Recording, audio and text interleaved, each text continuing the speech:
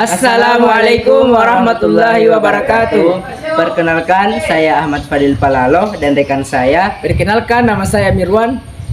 Kami dari kelompok 6, Prodi Hukum Ekonomi Syariah, jurusan Syariah Ekonomi Bisnis Islam, Stein Majene, semester 1. Baiklah, pada video kali ini kami akan memaparkan beberapa materi sebagai tugas ujian akhir semester mata kuliah Sejarah Peradaban Islam. Dosen pengampu Muhammad Iqbal SH MHum Barakatuh. Baiklah, saya akan memaparkan materi tentang peradaban Islam di Spanyol. Masuknya Islam di Spanyol dimulai pada tahun 711 Masehi saat pasukan Umayyah dari Afrika Utara menaklukkan semenanjung Iberia. Kota-kota seperti Cordoba, Sevilla, dan Granada menjadi pusat-pusat kebudayaan Islam selama berabad-abad. Periode ini dikenal sebagai Al-Andalus, di mana berbagai peradaban dan agama hidup berdampingan dalam keadaan relatif harmonis. Adapun beberapa khalifah terkemuka yang memimpin peradaban Islam Spanyol atau Al-Andalus meliputi Abdurrahman yang mendirikan dinasti Umayyah di Spanyol pada tahun 756 Masehi. Khalifah berikutnya termasuk Abdurrahman ketiga yang membangun Cordoba sebagai pusat kekuatan pada abad ke-10 dan Al-Hakam II yang mendorong perkembangan ilmiah dan budaya. Salah satu khalifah yang paling terkenal adalah Al-Mansur yang memerintah pada abad ke-10 dan dikenal karena kebijaksanaan militernya. Periode ini ditandai dengan kemajuan dalam seni, ilmu pengetahuan, dan peradaban Islam di Spanyol. Peradaban Islam di Spanyol Al-Andalus mencapai puncak kemajuan pada berbagai bidang selama berabad-abad.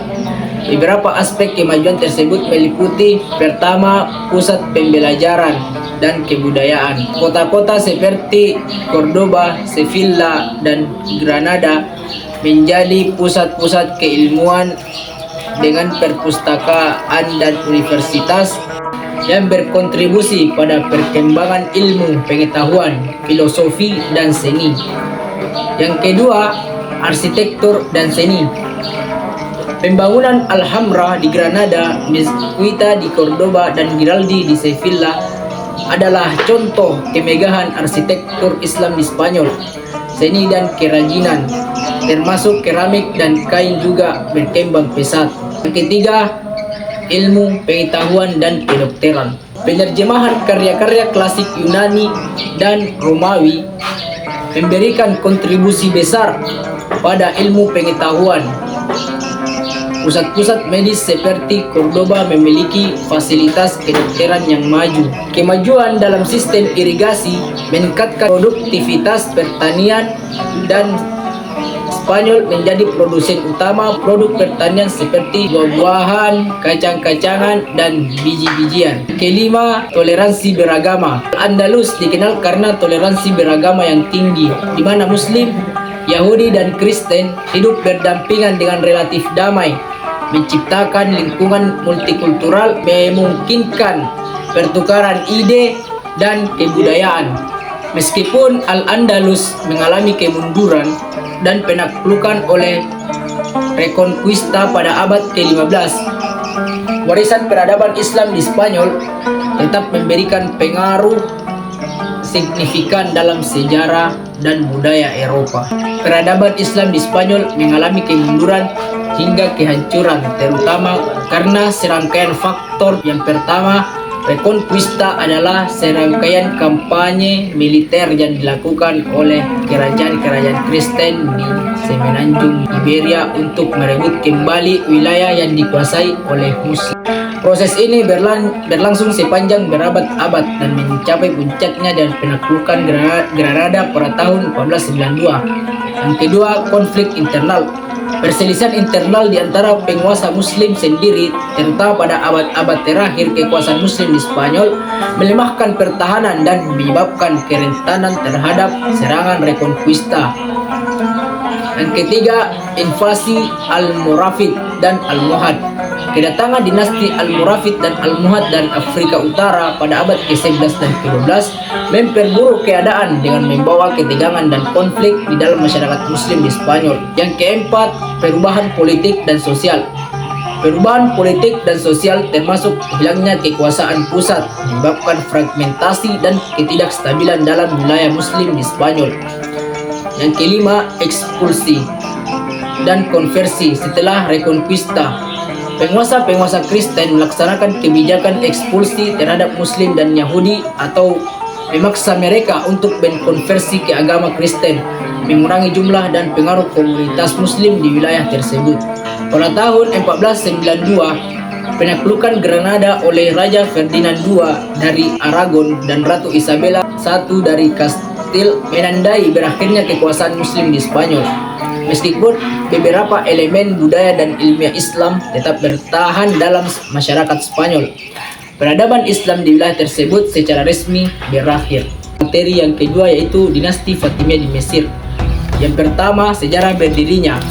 Dinasti Fatimiyah berdiri pada tahun 909 Masehi ketika Ubaidullah Al-Mahdi menyatakan dirinya sebagai khalifah di Kairouan, Tunisia pertama. Yang kedua, Al-Qaim, putra Al-Mahdi, melanjutkan kepemimpinan ayahnya.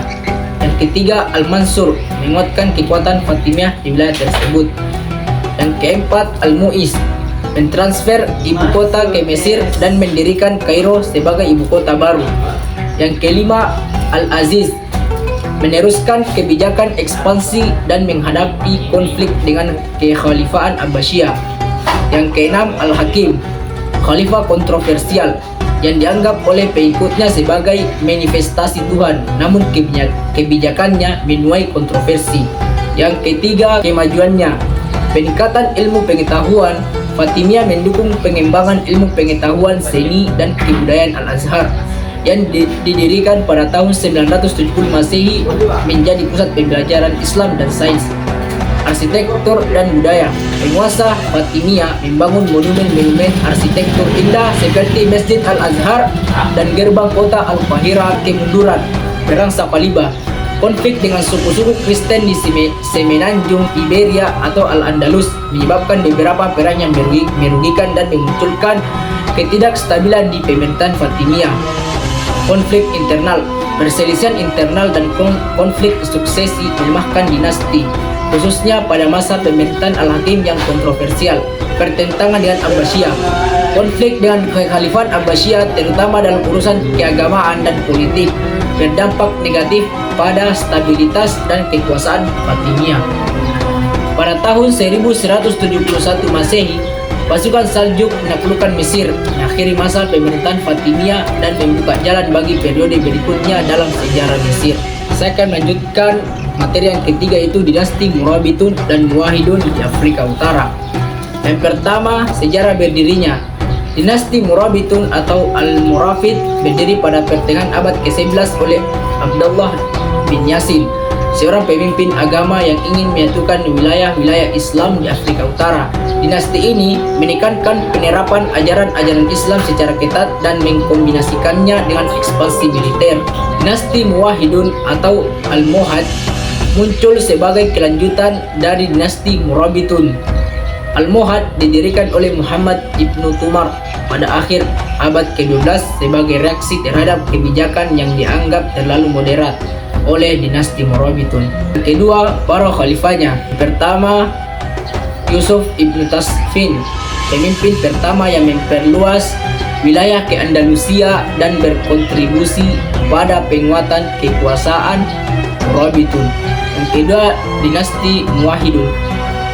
Khalifah pertamanya Abdul Al-Mu'min, pemimpin pertama Muwahhidun yang berhasil menggulingkan dinasti Murabitun dan menyatukan wilayah Al-Andalus, Maghrib, dan Aljazair. Khalifah yang kedua, Yakub Al-Mansur, mengukuhkan kekuasaan Muwahhidun dan memimpin kampanye militer yang sukses. Kemajuan dinasti Murabitun. Yang pertama, pengembangan wilayah. Yusuf Ibnu Tasfin berhasil memperluas wilayah dinasti Murabitun hingga ke Al-Andalus atau Semenanjung Iberia. Yang kedua, pemberlakuan ajaran Islam, memberlakukan ajaran Islam yang ketat. terutama yang dikemukakan oleh pemimpin agama Abdullah bin Yasin. Selanjutnya dinasti Muwahhidun, konsolidasi kekuasaan. Abdul Al-Mu'min mengukuhkan kekuasaan Muwahhidun dan menciptakan kestabilan di wilayah yang sebelumnya terpecah belah. Pengaruh budaya dinasti Muwahhidun berperan dalam mengembangkan seni, arsitektur, dan kebudayaan yang mencerminkan pengaruh Arab dan Amazigh. Kemunduran dinasti Murabitun, perpecahan internal, konflik internal dan pertentangan di antara penguasa-penguasa Murabitun melemahkan kestabilan dinasti. Yang kedua, dinasti Muwahhidun, konflik dengan bangsa Kristen. Meskipun awalnya kuat, Muwahhidun menghadapi tekanan dari rekonquista Kristen di Al-Andalus dan serangan tentara Saljuk di Maghrib. Yang kedua, pergolakan internal, pertentangan suksesi dan konflik internal melemahkan dinasti ini, membuka jalan bagi invasi Marinid dan penurunan kekuasaan Muwahhidun pada akhir abad ke-13. Keduanya, dinasti Murabitun dan dinasti Muwahhidun, memiliki peran penting dalam sejarah Afrika Utara dan Al-Andalus, meskipun menghadapi kemunduran akibat konflik internal dan tekanan eksternal. Materi yang keempat yaitu perang salib dan akibatnya. Yang pertama, sebab terjadinya perang salib, motivasi keagamaan. Faktor keagamaan merupakan pendorong utama perang salib. Kekhawatiran Eropa terhadap ekspansi Islam di Timur Tengah dan pengepungan Yerusalem memicu panggilan suci untuk merebut kembali tanah suci dari tangan Muslim. Kedua, yaitu ambisi politik dan sosial. Para pemimpin Eropa melihat perang salib sebagai peluang untuk memperluas wilayah mereka, meningkatkan pengaruh politik, dan mengalihkan perhatian dari konflik internal. Yang kedua, periodisasi perang salib. Perang salib pertama dimulai oleh seruan Paus Urban II pada tahun 1905. Perang ini mencapai puncaknya dengan penaklukan Yerusalem oleh pasukan salib pada tahun 1099. Perang salib kedua dipicu oleh kekalahan pasukan Kristen di Edessa. Perang ini melibatkan Paus Eugenius III dan raja-raja Eropa seperti Louis VIII dari Prancis dan Konrad. Perang salib ketiga dipimpin oleh Richard I dari Inggris, Philip II dari Prancis, dan Frederick I dari Kekaisaran Romawi Suci. Meskipun Richard berhasil mencapai kemenangan strategis namun gagal merebut Yerusalem. Perang salib keempat diwarnai oleh intrik politik dan ambisi pribadi. Pasukan salib malah menyerang dan menaklukkan Konstantinopel, ibu kota Bizantium, menyebabkan terpecahnya gereja Kristen Timur dan Barat. Yang ketiga, akibat perang salib, perpecahan dan perselisihan. Perang salib memperdalam perpecahan antara dunia Kristen dan Muslim. Perselisihan internal di Eropa juga terjadi akibat kerugian finansial dan manusia, kemajuan budaya dan ilmiah. Meskipun konflik pertukaran budaya antara Eropa dan Timur Tengah membawa pengaruh positif, termasuk transfer pengetahuan, ilmu, dan kebudayaan. Poin kedua yaitu penguatan kota-kota pelabuhan.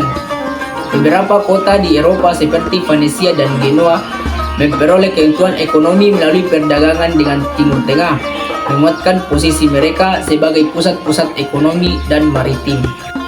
Selanjutnya, pertumbuhan kesadaran identitas sosial.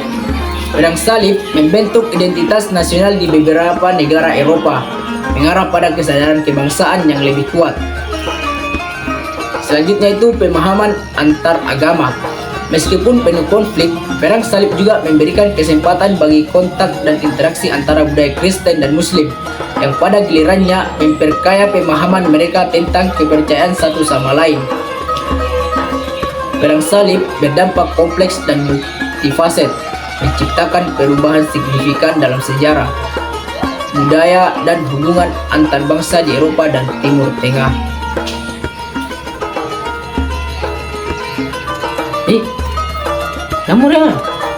Namun beda yo, capuknya. Baiklah, saya akan melanjutkan materi berikutnya. Sejarah berdirinya dinasti Mamluk berdiri pada abad 13 setelah pasukan Mamluk merebut kekuasaan di Mesir. Pasukan Mamluk awalnya adalah budak prajurit yang dikuasai dari wilayah-wilayah Turki dan Kaukasus. Para khalifahnya. Khalifah dalam dinasti Mamluk tidak selalu memiliki kekuasaan tertinggi karena kendali seringkali dipegang oleh para amir atau pemimpin militer dalam dinasti Mamluk. Dalam dinasti Mamluk Bahri, para sultan memegang kekuasaan, sementara dinasti Mamluk Burji diwarnai dengan perselisihan antara sultan dan amir. Kemudian kemajuannya, dinasti Mamluk mencapai kemajuan dalam bidang militer dan ekonomi. Mereka berhasil menghentikan invasi Mongol dan menetapkan stabilitas di Mesir. Kemajuan dinasti Mamluk mencapai dalam bidang militer dan ekonomi. Mereka berhasil menghentikan invasi Mongol dan menetapkan stabilitas di Mesir. Pada masa dinasti Mamluk Bahri, terjadi perkembangan seni dan arsitektur yang mencerminkan kekayaan dan keindahan. Dinasti Mamluk menghadapi kemunduran akibat tekanan dari Kesultanan Utsmaniyah. Pada tahun 1517, Kesultanan Utsmaniyah menaklukkan Mesir, mengakhiri masa kekuasaan dinasti Mamluk. Kemunduran ini menciptakan transformasi politik dan sosial di wilayah tersebut, menandai akhir dari kekuasaan Mamluk di Mesir. Selanjutnya, Kerajaan Utsmani. Sejarah berdirinya Kerajaan Utsmani didirikan oleh Osman I pada awal abad ke-14 di wilayah Anatolia. Dengan waktu, kekaisaran ini tumbuh dan memperluas wilayahnya, melibatkan sejumlah penguasa termasuk Mehmed II, Mehmed the Conqueror yang merebut Konstantinopel pada tahun 1453. Para khalifahnya. Para penguasa Utsmani tidak menggunakan gelar khalifah secara resmi. Pemerintah Ottoman melibatkan sultan-sultan yang memimpin kekaisaran, contohnya termasuk Sulaiman the Magnificent. Kemudian kemajuannya, Kerajaan Utsmani mencapai kemajuan besar dalam seni, arsitektur, dan ilmu pengetahuan. Selama pemerintahan Sulaiman the Magnificent, kekaisaran ini mencapai puncak kejayaannya. Istanbul dihiasi dengan bangunan megah seperti Masjid Sultan Ahmed dan Istana Topkapi. Kemudian kemunduran Kerajaan Utsmani dimulai pada abad ke-17. Faktor-faktor seperti kekakuan birokrasi, konflik internal, dan serangkaian kekalahan militer menyebabkan melemahnya kekaisaran. Kesultanan ini secara resmi diakhiri setelah Perang Dunia I. Selanjutnya, Kekaisaran Safawi.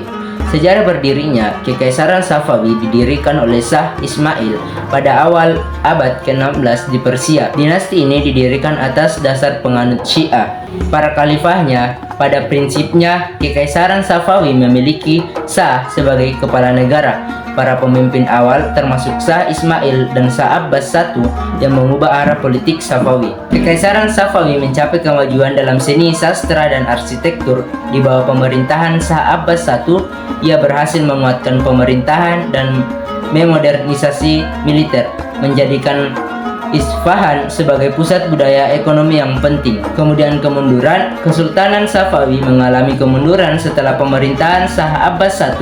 Konflik, suksesi, dan pelemahan pemerintahan menyebabkan terjadinya kemunduran dan penurunan kekaisaran yang akhirnya runtuh pada pertengahan abad ke-18. Kemudian Kekaisaran Mughal. Sejarah berdirinya Kekaisaran Mughal didirikan oleh Babur pada awal abad ke-16 di India. Babur, keturunan Timur Tengah dan Asia Tengah, berhasil merebut Delhi pada tahun 1526 dan mendirikan dinasti Mughal.